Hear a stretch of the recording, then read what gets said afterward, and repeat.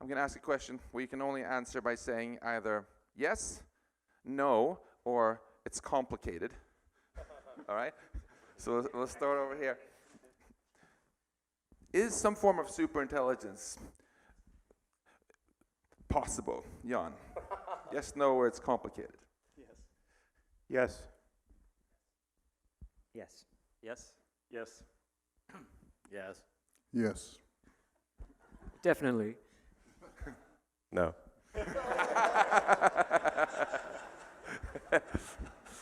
This was disappointing. We didn't find any disagreements.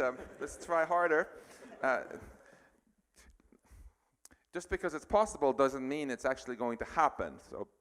So before I asked if superintelligence is possible at all, according to the laws of physics, now I'm asking, will it actually happen? Yes, no, or it's complicated? A little bit complicated, but yes. Yes, and if it doesn't, something terrible has happened to prevent it. That's what I meant. Yes.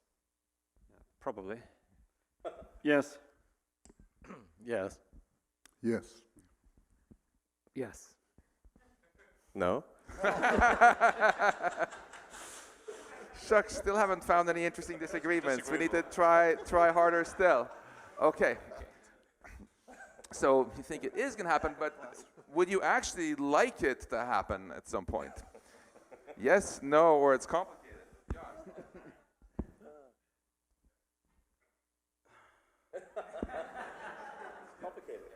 Complicated, leaning towards yes. It's complicated. Yes. Yes. It's really complicated. Yes. It's complicated. Very complicated.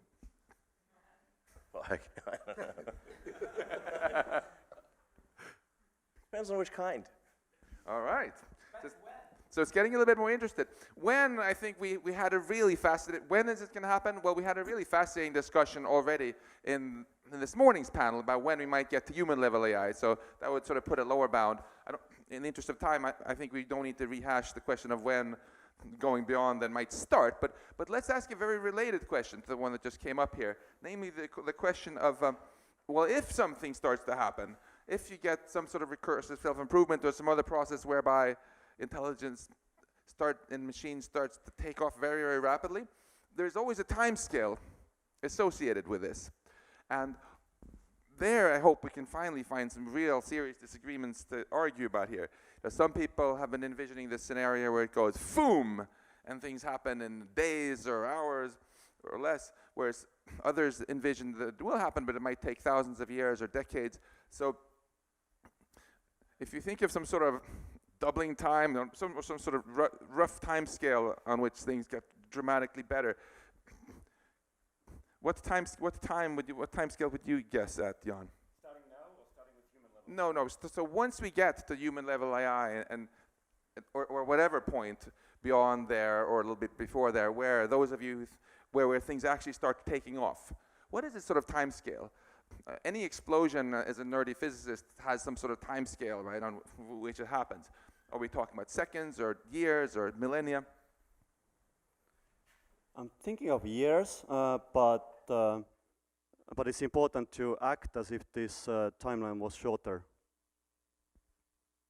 Yeah, I actually don't really trust my intuitions here. I have intuitions that we're thinking of years, but I also think human level AI is a mirage. It's going to be suddenly better than human, but whether that's going to be a full intelligence explosion quickly, I don't know.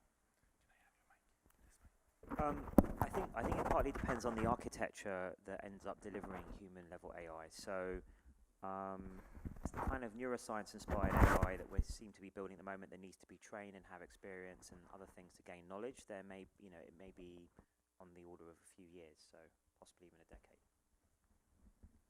I think some numbers of years are, but it could also be much less. But I would be surprised if it was much more. Yeah, potentially days or shorter, especially if it's AI researchers designing AI researchers. Every time there's an advance in AI, we dismiss it as, oh, well, that's not really AI. Chess, Go, self-driving cars. And AI, as you know, is the field of things we haven't done yet. that'll continue when we actually reach AGI. There'll be lots of controversy. By the time the controversy settles down, we'll realize that it's been around for a few years. Yeah, so related. I think we'll go beyond human capabilities in many different areas, but not in all at the same time. So it will be an uneven process where some areas will be far advanced very soon or already to some extent, and others might take much longer. What Bart said. But I think if it reaches a threshold where it's as smart as the smartest, most inventive human, then I mean, it really could be, I mean, a matter of days before it's smarter than the sum of humanity. So here we saw quite an interesting range of answers, and this I find is a very interesting question, because for reasons that people here have published a lot of interesting papers about, the time scale makes a huge difference, right? If it's something that's happening on the time scale of the Industrial Revolution, for example, that's a lot longer than the time scale on which society can adapt and take measures to steer the development, borrowing your nice rocket metaphor, Jan. Whereas if things happen much quicker than society can respond, it's much harder to steer, and you kind of have to hope that you've built in a good steering in advance. So in for example, nuclear reactors, we nerdy physicists like to stick graphite sticks in as moderators to sort of slow things down and maybe even prevent it from going critical. I'm curious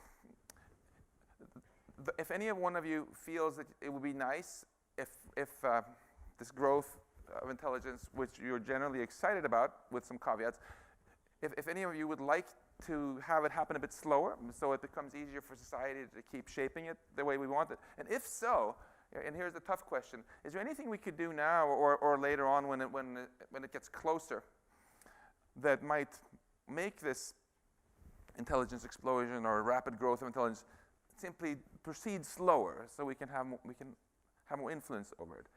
Does anyone want to take a swing at this? It's not for the whole panel, but anyone who... I'm reminded of the conversation we had with Rich Sutton in Puerto Rico. Like, we had a lot of disagreements, but definitely we could agree about slowing being better than faster.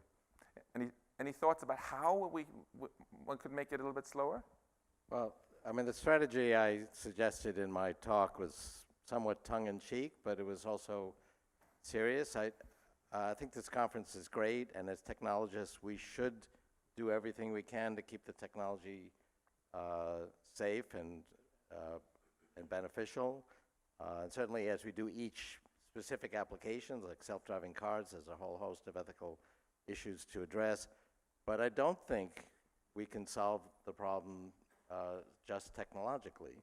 You imagine that we've done our job perfectly, and we've created, the most safe, beneficial AI possible, but we've let the political system become totalitarian and evil, either evil world government or even just a portion of the globe that is that way. It's not going to work out well. And so part of the struggle is in the area of politics and social policy to have the world reflect the values we want to achieve. Because we're talking about human AI. Human AI is, by definition, at human levels, and therefore is human. And so the issue of how do we make humans ethical is the same issue as how we make AIs that are human level ethical. Yeah, so what I'm hearing you say is that before we reach the point of getting close to human level AI, a very good way to prepare for that is for us humans in our human society to try to get our act together as much as possible and have the world run with more reason than it perhaps is today. Is that fair? That's exactly what I'm saying. Nick? Also, I just want to clarify again that when I asked about what you would do to slow things down, I'm not talking at all about slowing down AI research now. We're simply talking about if we get to the point that we're getting very near human level AI and think we might get some very, very fast development, how could one slow that part down? So one method would be to make faster progress now. So you get to that point sooner when hardware is less developed. You get less hardware overhang. However, the current speed of AI progress is a fairly hard variable to change very much because there are big forces pushing on it. So perhaps the higher elasticity option is what I suggested in the talk, to ensure that whoever gets there first has enough of a lead that they're able to slow down for a few months, let us say, to go slow during the transition. So I think one thing you can do, I mean, this is almost in the verification area, is to make systems that provably will not recruit additional hardware or redesign their hardware so that their resources remain fixed. And I'm quite happy to sit there for several years thinking hard about what the next step would be to take at that point. But it's trivial to copy software. Software is self-replicating and always has been, and that I don't see how you can possibly stop that. I mean, I think it would be great if it went slow, but it's very hard to see how it does go slow, given the huge first mover advantages in getting to superintelligence. So the only scenario I see where it might go slow is where there's only one potential first mover that can then stop and think. So yeah, maybe that speaks to creating a society where, you know, AI is restricted and unified, but without multiple movers. Yeah, Demis, so your colleague Shane Legg mentioned that one thing that could help a lot here is if there's things like this industry partnership and a sense of trust and openness between the leaders, so that if there is a point where everyone wants to... Yeah, I do worry about you know, that scenario where, you know, I think I've got you know, quite high belief in you know, in human ingenuity to solve these problems given enough time. The control problems and other issues, they're very difficult, but I think we can solve them. The problem is will there, you know, the coordination problem of making sure there is enough time to slow down at the end, and, you know, let Stuart think about this for 5 years. But what about, you know, he may do that, but what about all the other teams that are reading the papers and are not going to do that while you're thinking? You know, and this is what I worry about quite a lot, because it seems like that coordination problem is quite difficult. But I think as a first step, maybe coordinate, you know, things like partnership and on AI, you know, the most capable teams together at least agree on a set of protocols or safety procedures or things, you know, agree that maybe, you know, we should verify these systems and that is going to take 3 years and we should think about that. I think that would be a good thing. I just want to caveat one thing about slowing and versus fast progress is, you know, it could be that, imagine there was a moratorium on AI research 50 years, but hardware continued to accelerate as it does now. We could, you know, this is sort of what Nick's point was, is that there could be a massive hardware overhang or something where then AI actually, many different approaches to AI, including seed AI, self-improving AI, all these things could be possible. And, you know, maybe one person in their garage can do it. And I think that would be a lot more difficult to coordinate that kind of situation. So I think there's some argument to be made where you want to make fast progress when we're at the very hard point of the S-curve, where actually, you know, you need quite large teams, they have to be quite visible, you know who the other people are, and, you know, in a sense, society can keep tabs on who the major players are and what they're up to. You know, as opposed to a scenario where, say, in 50 or 100 years' time, when, you know, a kid in their garage could create a seed AI or something. Yeah, Bart, one last comment on this topic. So since I think that this process will be a very irregular process, and some tasks will be far advanced and other tasks will be going quite slow, I'm sort of hoping that when society sees something like fake video creation, or where you create a video where you have somebody say made up things, and that society will actually realize that there are these new capabilities for the machines, and we should start taking the problem as a society more seriously before we have full and general AI. We'll use AI to detect that. So you mentioned the word worry there, and you, Nick, went a bit farther. You had the word doom written on your slides 3 times. No wonder there was 1 star on Amazon, and I rated it. And that it was even in red color. I think it's just as important to talk about existential hope and the fantastic upside as downside, and I want to do a lot of that here. But so let's just get some of those worries out of the way now, and then return to the positive things. So I just want to go through quickly and give each one of you a chance to just pick one thing that you feel is a challenge that we should overcome, and then say something about what you feel is the best thing we can do right now to try to mitigate it. Do you want to start, Jan? To mitigate what? To mention one thing that you're worried could go wrong, and tell us about something constructive that we can do now that will reduce that risk. Oh, I do think that the AI arms races, I see like a lot of like good. I'm really heartened to see kind of great contacts between OpenAI and DeepMind, but I think this is just like a sort of toy model of what the world at large might come up with in terms of arms races. And I mean, myself, I've been spending actually increasing amounts of time in Asia recently, just to kind of try to kind of pull in more people elsewhere. What has been so far just being kind of like a Anglo-American discussion mostly. So like this is, I think, this is one thing that should be done, and I'm going to do it. Well, as someone who's outside this field, I think the challenge I'm really in touch with is how hard it is to take the safety concerns emotionally seriously, and how hard it is for people in the field to do that as well. I can't tell you how many people outside this room who purport to be experts think the control problem is a total non-issue. It's flabbergasting to meet these people, and therefore not worth thinking about. And one of the reasons I think is that in the one case there's this illusion that the time horizon matters. If you feel that this is 50 or 100 years away, that is totally consoling, but there's an implicit assumption there. The assumption is that you know how long it will take to build this safely, and that 50 or 100 years is enough time. The other issue is I think most people feel like intelligence is an intrinsic good, and of course we want more of it, and it's very easy to be in touch with that assumption because I mean, right now there's a cure for cancer, which we have not discovered. Right? How galling is that?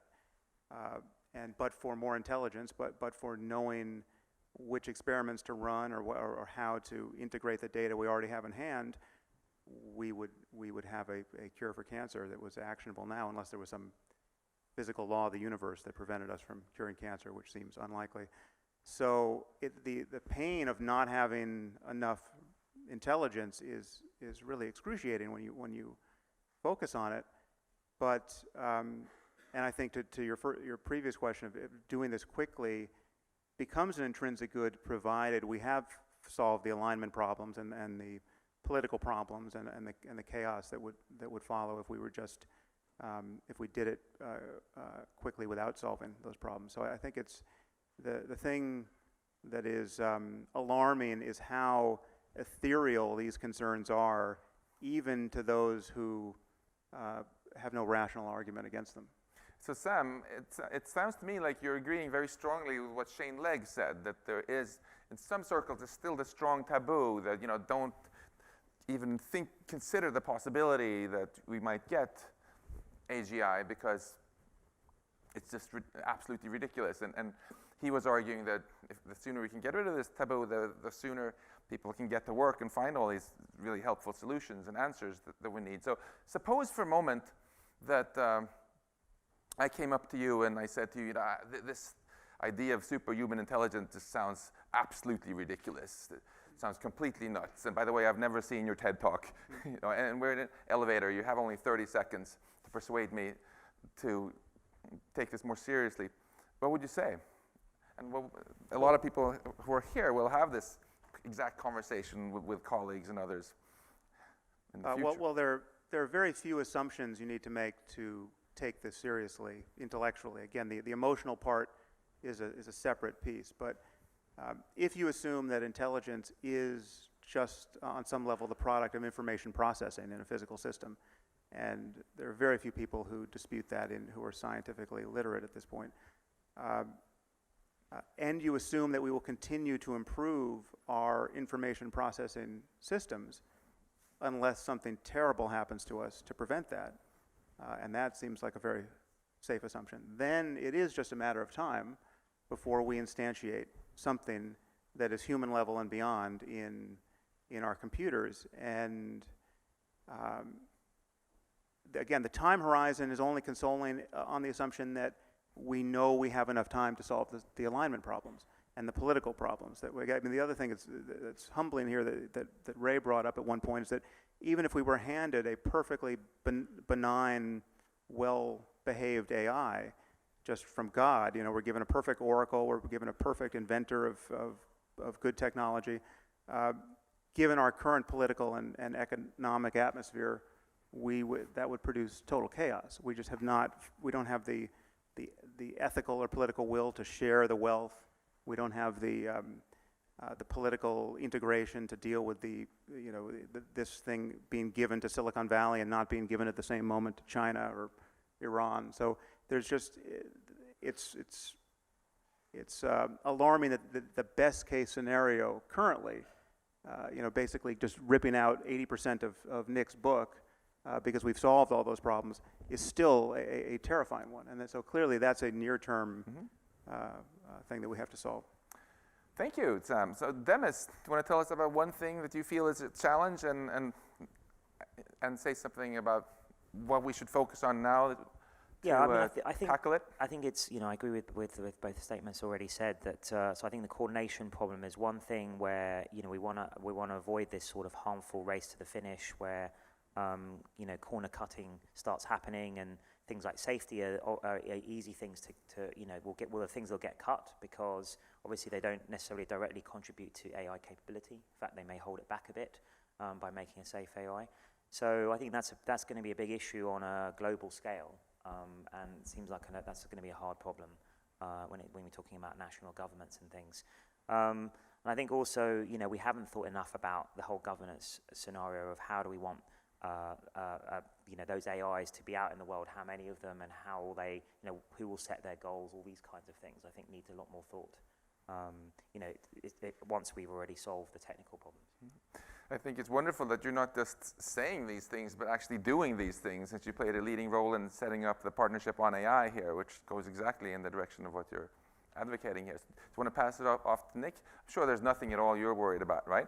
So tell us about one concrete, useful thing you would like to see us focus on. I agree with that. I mean, so fun technical work, bring in top talent to work on these technical issues, build these collaborations, build a community, build trust, work some more on figuring out attractive solutions to the governance solutions that could work, but don't rush to implement the first idea you have, but first trial them out a little bit more.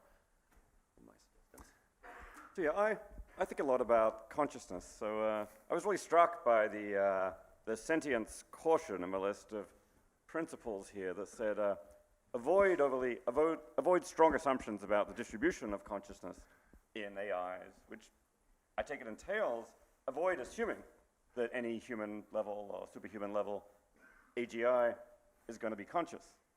For me, that raises the possibility of a massive failure mode in the future. The possibility that we create human or superhuman level AGI, and we've got a world populated by superhuman level AGIs, none of whom is conscious.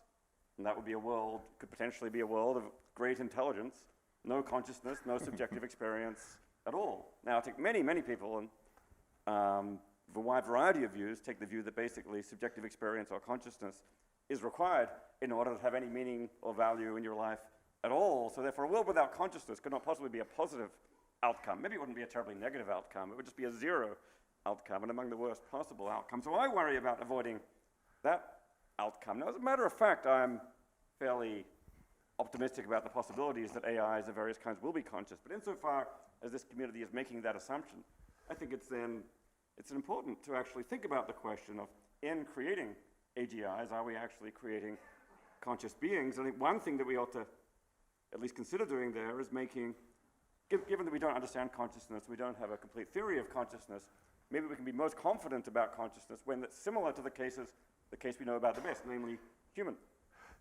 consciousness. So therefore, there's maybe an imperative to create human-like AGI in order that we can be maximally confident that there's going to be consciousness.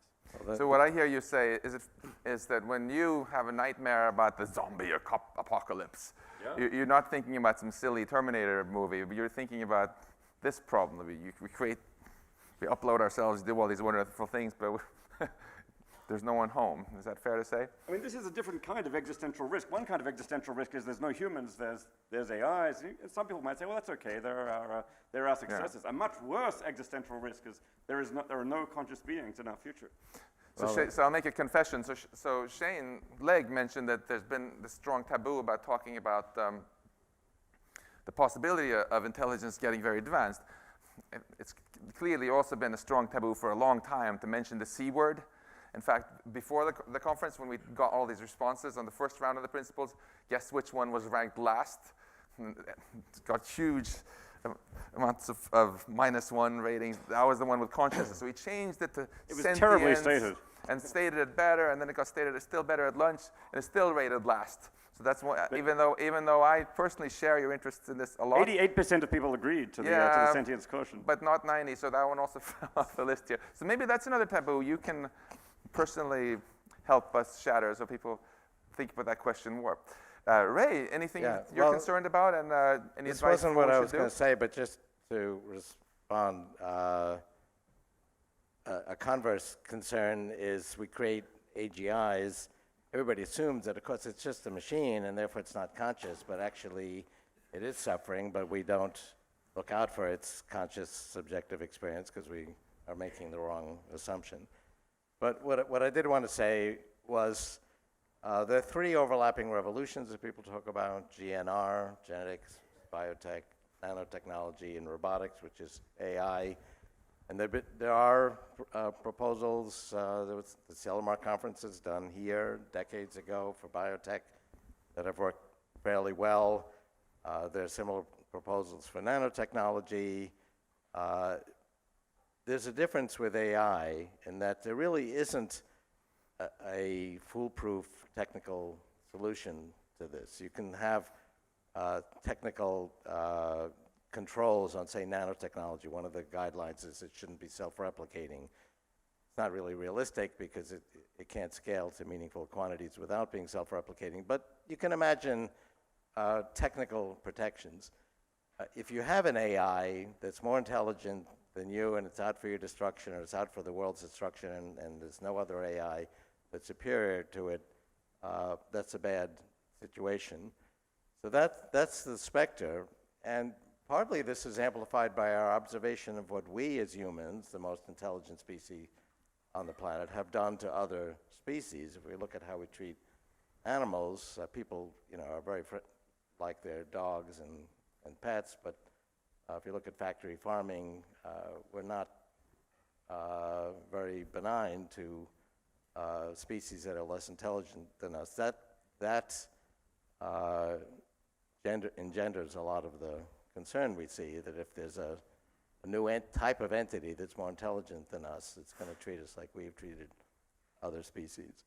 So that's the concern. I do think what we're doing at this conference is appropriate. I wanted to mention that I think we should publish these guidelines the way the Cellamar guidelines in biotech were published decades ago, and then you can have an opt-in, opt-out, but I think we should actually say we had this conference and the AI leadership community has come up with these guidelines, and people can respond to them and debate them, and then maybe at the next conference we'll revise them.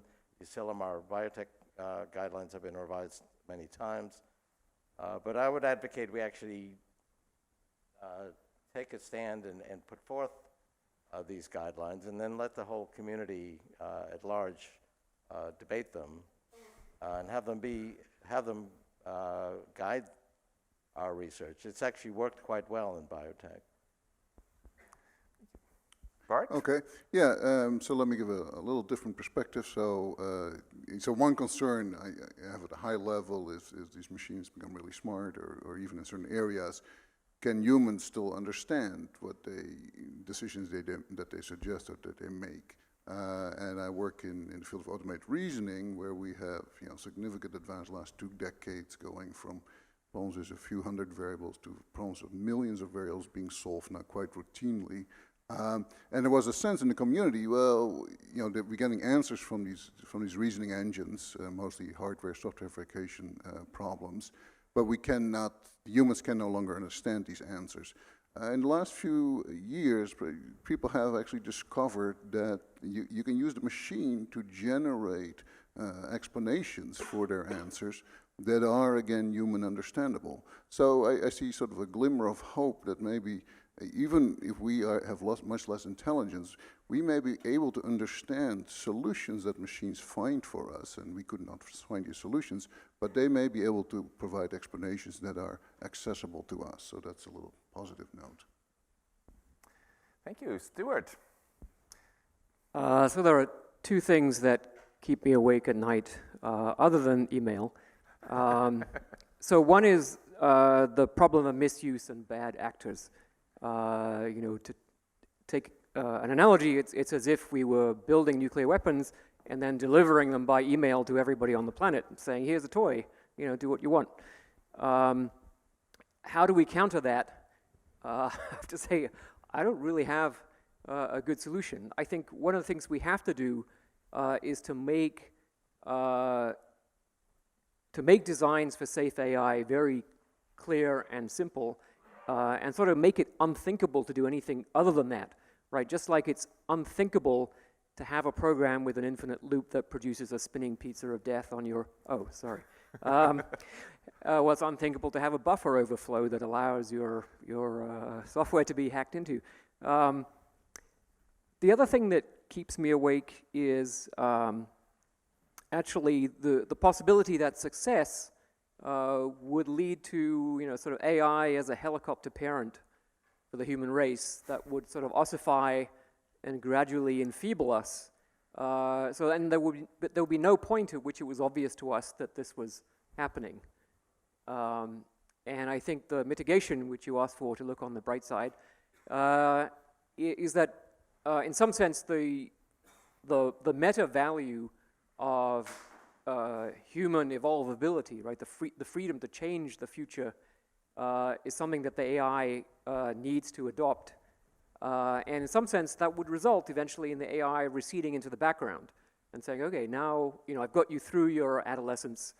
Now it's time for the human race to grow up, now that we have the capabilities to eliminate scarcity, to eliminate needless conflict and coordination failures and all those things that we suffer from right now. So I could imagine a distant future where, in fact, AI is perhaps even less visible than it is today. Great. Finally, you, Elon, as far as I know, never ever expressed any concerns about AI, right? I'm just wondering if you've... It'll be fine. If there is any concerns, in particular, any concerns that where you see there's a very clear thing we should be doing now that are going to help. Well, I've been trying to think of like, what is an actual good future? What does that actually look like? Or at least bad, or how you want to characterize it. Because to a point that was made earlier, I think maybe by Sam and maybe by others, that we're headed towards either superintelligence or civilization ending. Those like the two things that are like that'll happen. Intelligence will keep advancing. The only thing that would prevent it from advancing is something that puts civilization into stasis or destroys civilization. So then we have to figure out what is a world that we would like to be in, where there is this digital superintelligence. I think and then another point that I think is really important to appreciate is that all of us already are cyborgs. So you have a machine extension of yourself in the form of your phone and your computer and all your applications. You are already superhuman. But by far, you have more power, more capability than the President of the United States had 30 years ago. If you have an internet link, you have an oracle of wisdom. You can communicate to millions of people. You can communicate to the rest of Earth instantly. These are magical powers that didn't exist not that long ago. So everyone is already superhuman and a cyborg. The limitation is one of bandwidth. So we're bandwidth constrained, particularly on output. So our input is much better, but our output is extremely slow. If you want to be generous, you could say maybe it's a few hundred bits per second or a kilobit or something like that output. The way we output is like we have our little meat sticks that we move very slowly and push buttons or tap a little screen. And that's just extremely slow. Compare that to a computer which can communicate at the terabit level. These are very big orders of magnitude differences. our input is much better because of vision. But even that could be enhanced significantly. I think that the two things that are needed for a future that we would look at and conclude is good, most likely, is we have to solve that bandwidth constraint with a direct neural interface. I think a high bandwidth interface to the cortex, so that we can have a digital tertiary layer that's more fully symbiotic with the rest of us. Like we've got the cortex and the limbic system, which seem to work together pretty well. They've got good bandwidth, whereas the bandwidth to our digital tertiary layer is weak. So I think if we can solve that bandwidth issue, and then AI can be widely available. So AI, the analogy to nuclear bombing is not exactly correct. It's not as though it's going to explode and create a mushroom cloud. It's more like if there were just a few people that had it, they would be able to be essentially dictators of Earth, or whoever acquired it, and if it was limited to a small number of people, and it was ultra smart, they would have dominion over Earth. So I think it's extremely important that it be widespread, and that we solve the bandwidth issue. And if we do those things, then it will be tied to our consciousness, tied to our will, tied to the sum of individual human will, and everyone would have it. So it would be sort of still a relatively even playing field. In fact, it would be probably more egalitarian than today. Great, thank you so much. That's in fact the perfect segue into the last question I want to ask you before we open it up to everybody.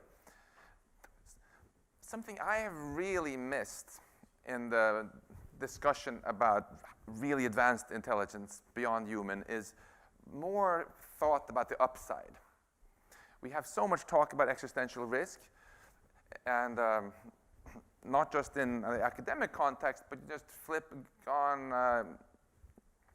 your TV, check out Netflix. What do you see there in these scientific visions of the future? It's almost always dystopias, right? For some reason, fear gives more clicks than positive visions. But if I have a student coming into my office at MIT asking for career advice, the first thing I'm going to ask her is, where will you want to be in 20 years?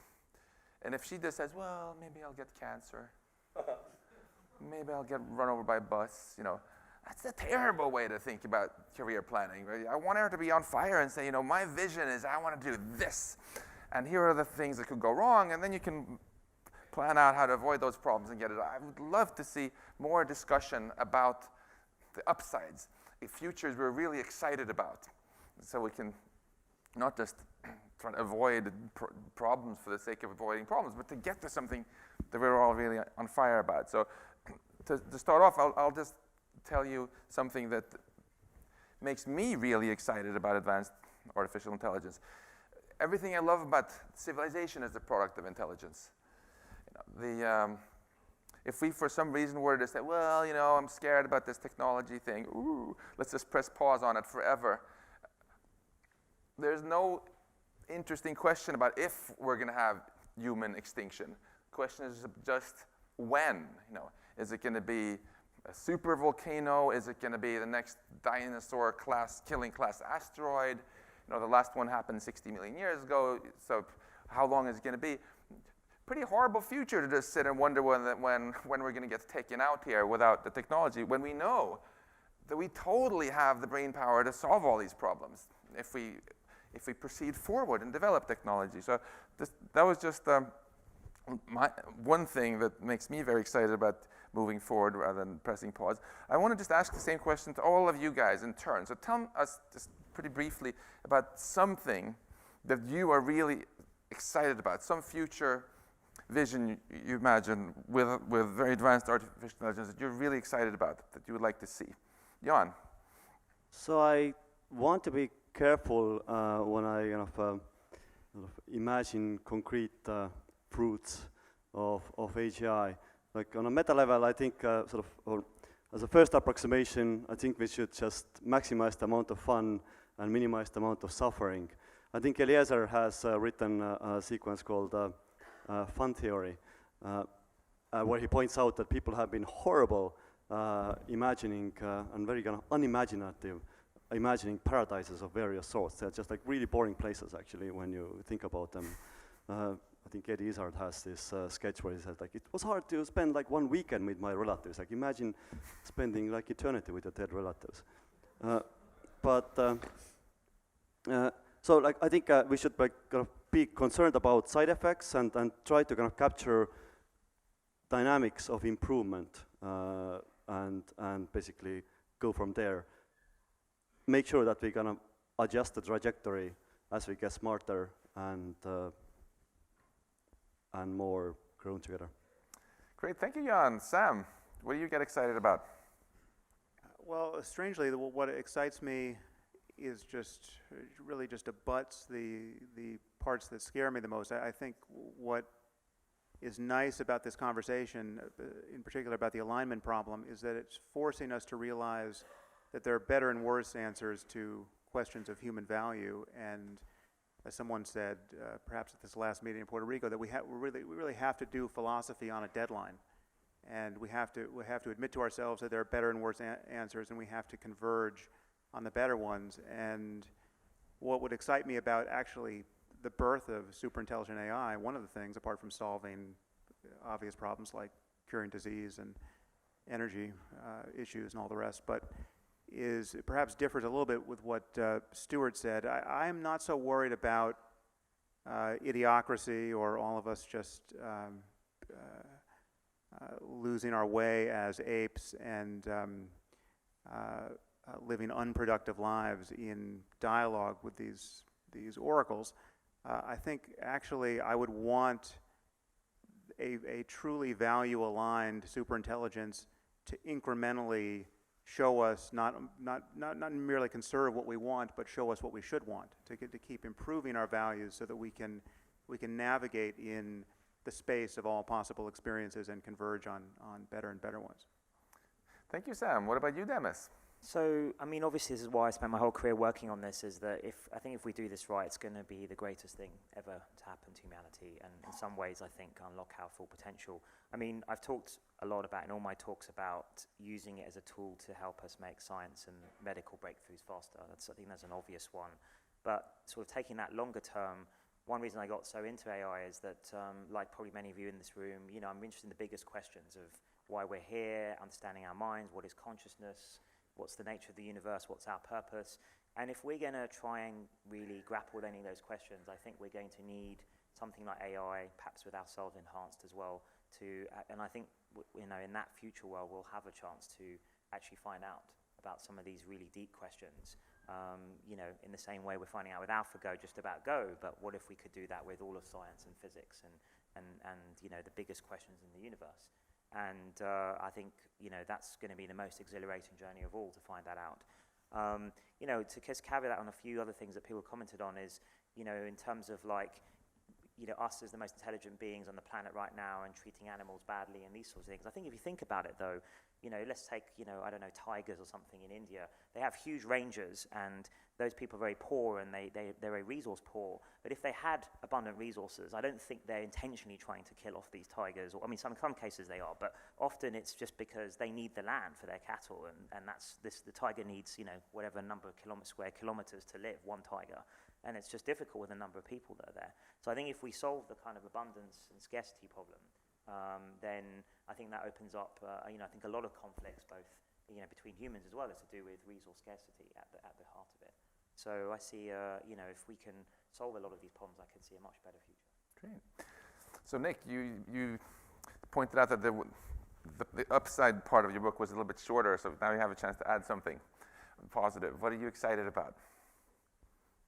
Well, there are really two sides to that. So one is getting rid of a lot of the negatives, that, like the compassionate use to cure diseases and all other kinds of horrible miseries that exist on the planet today. So that is a large chunk of the potential. But then beyond that, if one really wants to see realistically what the positive things are that could be developed, I think one has to think outside the constraints of our current human biological nature, that it's unrealistic to imagine a trajectory stretching hundreds of thousands of years into the future. We have superintelligence, we have material abundance, and yet we are still these bipedal organisms with 3 pounds of gray TC matter with a fixed set of emotional sensitivities and a hedonic set point that is kind of okay-ish for most people. But if you get, something really good happens, it lasts a short time and then you're back to the baseline. I think all of these basic parameters that sort of define the human game today, I think, become up for grabs in this future.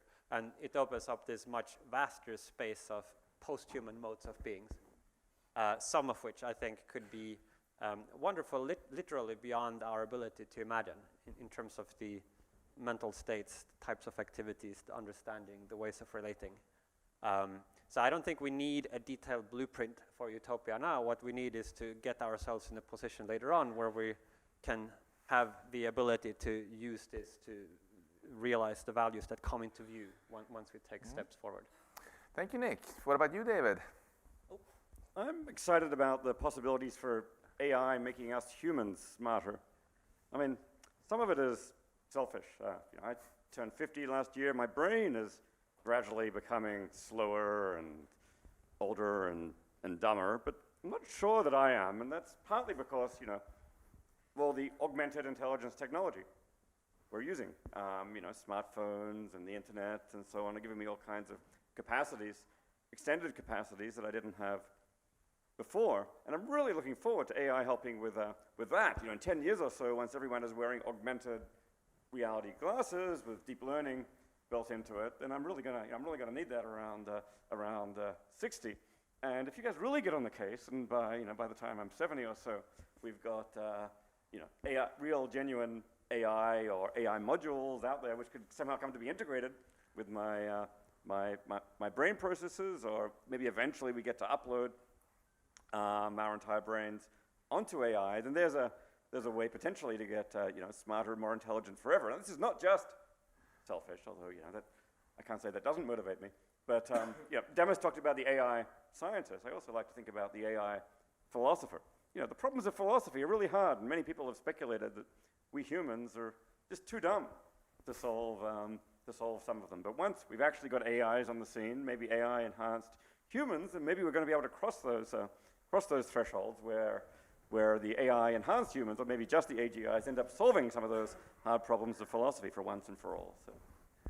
Great. Ray, you have been a true pioneer in articulating positive visions of the future in your writings. So if you would pick the one that you're most excited about now, what would that be? Imagine going back 10,000 years and asking quintessential caveman and woman, gee, what is a beneficial future? What would you like to see? And they would say, well, I'd like this fire to stop going out, and I'd like a bigger boulder to prevent the animals from getting in the cave. Anything else? Well, no, I think that would be pretty perfect.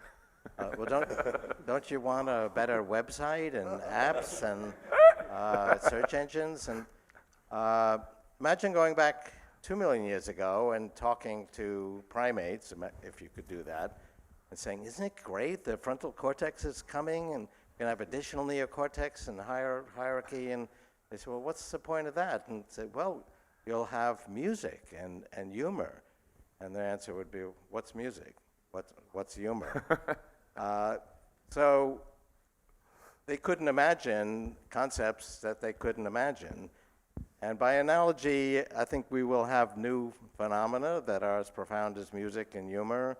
You could call it more profound music, and will be funnier, but I think it'll be as profound as these great leaps that evolution has brought us, because we will become profoundly smarter. And if music and humor are up here and we go to even higher levels of the neocortex, we're going to have more profound ways of expressing ourselves. And once we have that, we would not want to go back. What about you, Bart? Well, I pretty much agree with that. We can't really predict much in advance what we would like to have. For myself personally, I see the developments in mathematics and discovering and science and discovery, and computers are just the the hybrids of human computers there is quite incredible and makes the field, makes what we do much more exciting. So I think that will be in the near future the first thing. Great. And what about you, Stuart? Well, so like Jeffrey Sachs, I think that for many of us, and probably like the caveman, that for many of us life is pretty amazing, and for many more of us it isn't. And I think the best thing that AI can do, the big upside, is actually to fix the latter problem. I mean, I love Nick's feeling that there are higher states of being that are so far above our current pretty good that balances out all the pretty bad that a lot of people are suffering. But I really think the emphasis should be on the pretty bad and fixing it. And eliminating, so Demis was reading my notes apparently from across the room, but eliminating the scarcity basically eliminates the need for people to act in a zero-sum fashion, where they can only get by making it less possible for someone else to get by. And I think that's the source of a lot of the nastiness that Jeffrey mentioned earlier.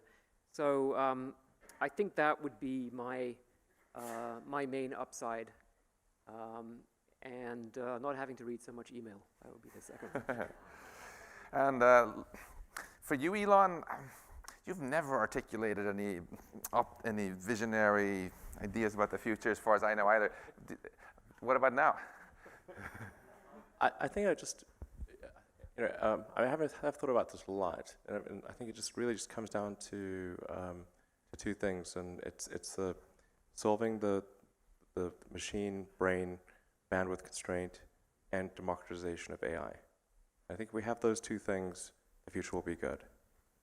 There's a great quote by Lord Acton, which is that freedom consists of the distribution of power and despotism in its concentration.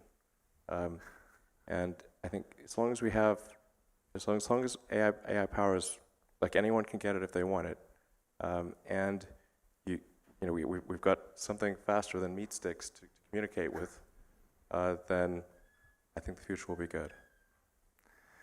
Fantastic. So let's get in. I know your caffeine levels are dropping dangerously low, and we also have another panel after this, which is going to be really exciting to listen to. So let's do just a few quick questions.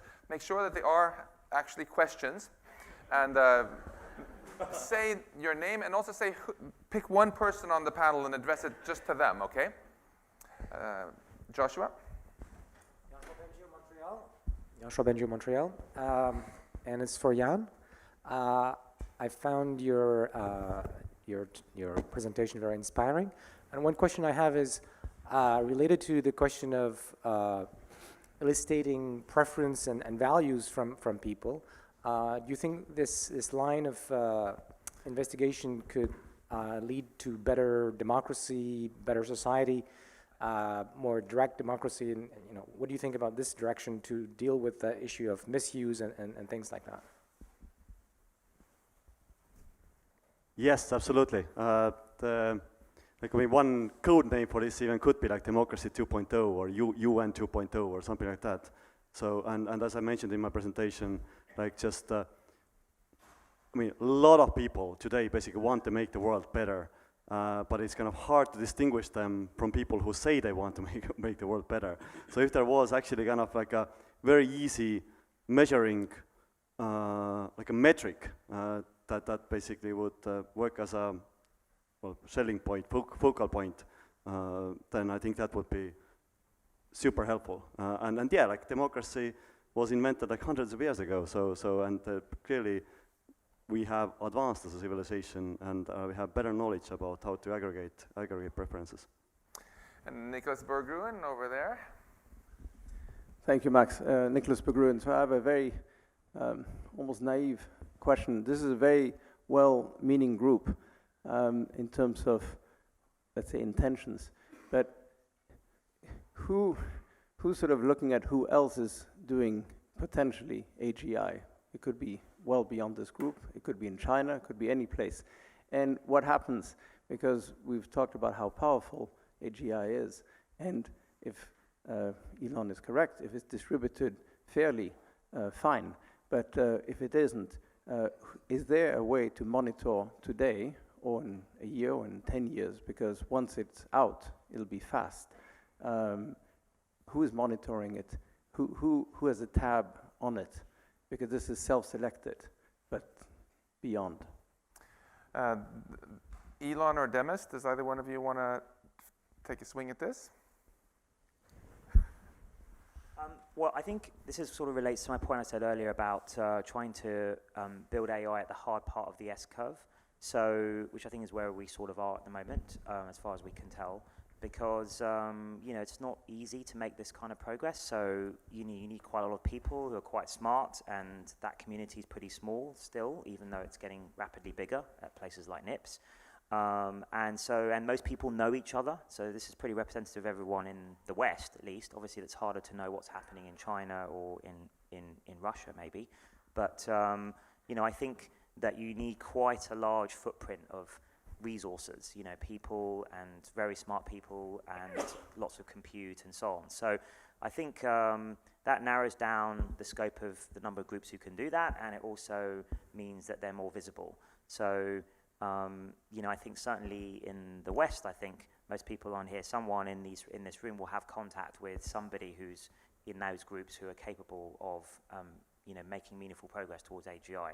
It's harder to know in the East and further apart, but we should try and make links to those, you know, Chinese National Academy of Sciences and so on to find out more. But, you know, that may change in the future. I think that's the current state of it. Great. It's the bad news is it's getting late in the day, and we only have time for one more question. The good news is there's a coffee break right after this, so you can ask all your questions if you swarm the panel. And the last question goes to you, Eric. Do you want to stand up? Eric Brynjolfsson, MIT. I'm going to pick up on the thing that Elon said at the end about democratizing the outcome and tie it back to the panel yesterday where Reid Hoffman talked about people caring a lot about not just absolute income, but relative income. And I wanted to get the panelists' reactions to the thoughts about whether or not AI had tendencies towards winner-take-all effects, that there's a tendency for its concentration, that whoever's ahead can pull further ahead, or whether there's potential for more widespread democratic access to it, and what kinds of mechanisms we can put in place if we want to have the widely shared prosperity that Elon suggested. Elon, do you want to take that? Yeah, well, I mean, I have to say that when something is a danger to the public, then there needs to be some, I hate to say it, government agency, like regulators. Like, I'm not the biggest fan of regulators, like, because they're a bit of a buzzkill, you know. But the fact is, like, we've got regulators in, you know, the aircraft industry, car industry, deal with them all the time. With drugs, food, you know, and anything that's sort of a public risk. I mean, I think this has to fall into the category of a public risk, you know. So I think that, like, this the right thing to do, and I think it will happen. The question is whether the government reaction speed matches the advancement speed of AI. Governments react slowly, and governments move slowly, and they tend to be reactive as opposed to proactive. But you can look at these other industries and say, like, does anybody really want the FAA to go away? You know, it's like people could just be a free-for-all for aircraft. Like, probably not. You know, like, there's a reason it's there. Or just people can just do any kind of drugs, and, you know, maybe they work, maybe they don't. You know, we have that in supplements, like, it's kind of ridiculous. But I think, like, on balance, FDA is good.